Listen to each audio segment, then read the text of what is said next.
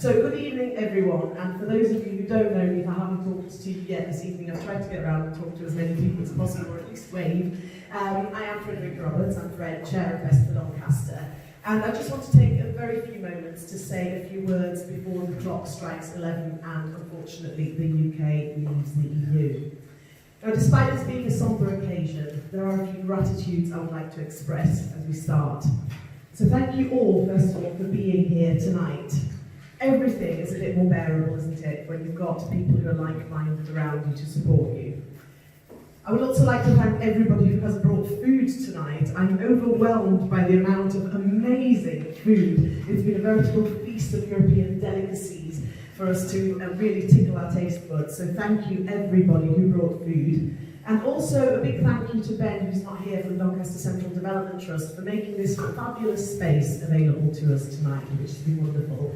And thank you to Lynette for liaising with Ben to organise all of that. It's made my job a lot easier knowing that Lynette was just taking care of the venue. And thank you so much to Terry as well for making this space so beautiful for us tonight with all the paintings, but also for making his space upstairs available to us for our meetings on a regular basis. It's really useful and very kind. I'd also like to express huge gratitude to our committee members. We've got, she's over here filming, of course she is. Julia, Anne and Andrew, who you heard speak earlier on. I can't see where he's gone, but you've all met. There you are, sorry, I'm blind tonight. It's all glitter, I can't see. So thank you all so much for really supporting this group and helping us run the meetings and run the events, etc.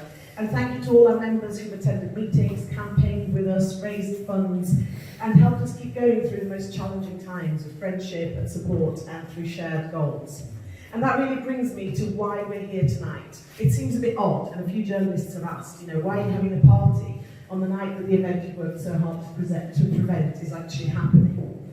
We have campaigned tirelessly together to stop Brexit, and here we are, after all. Over these past few years, we have been there for each other. We come from all political affiliations and none. We come from different backgrounds, different nationalities, and even different reasons why we think the UK would be better off staying in the EU. But we've always shared one common goal. We wanted to stop Brexit from happening.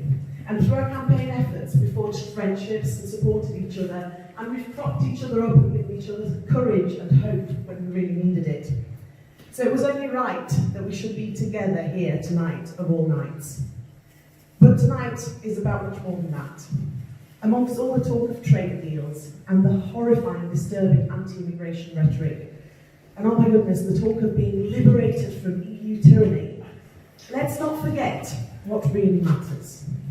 After World War II, European countries decided that what Europe had just lived through should never happen again. Since then, Europe, or parts of Europe at least, have seen the longest period of peace in recorded history.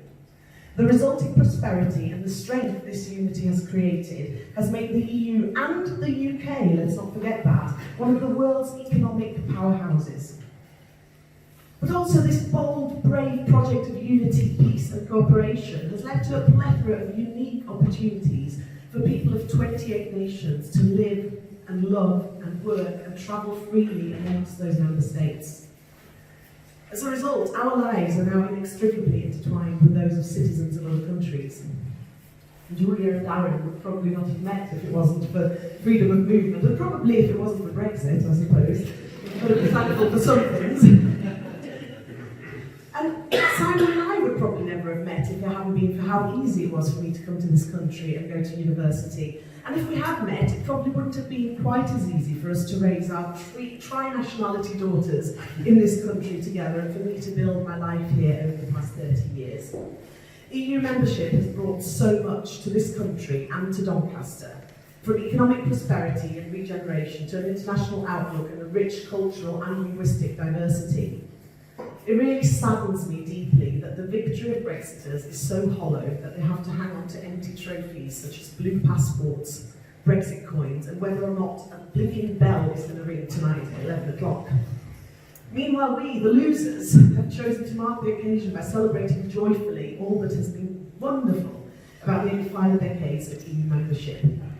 Because let's face it, we're all losers in this. Every single one of us, whichever way people voted.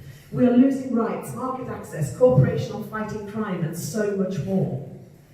But through our campaigning over the past few years, we've also gained so much. I'm sure I'm not alone in having discovered skills and a courage I didn't know I had over the past few years.